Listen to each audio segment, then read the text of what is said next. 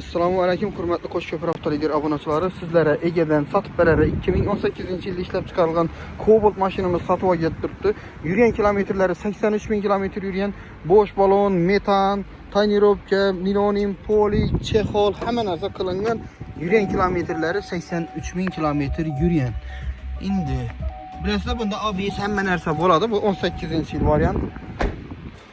Endi narxına keladigan bo'lsak, narxini 105 million aytib turibdilar. Ustida ozmoz kelishtirib beradilar. 100% naqd bo'ladigan bo'lsa, avtokredit bo'ladigan bo'lsa, avtokredit ham beriladi mashinamiz. Lekin uni bank bilan gaplashib chiqarib beramiz. Endi e'tibor beringlar, biza mashinaning ustuna pul qo'ymayın, pryamoy egalari bilan gaplashtiramiz. Bizlarni egani o'zi rozi qilib ketadi. Sizlardan 1000 so'm pul olmaymiz. Kimga qiziq bo'ladi bo'lsa, mashinamiz Qo'shko'pir avtoliderda sotuvda turadi.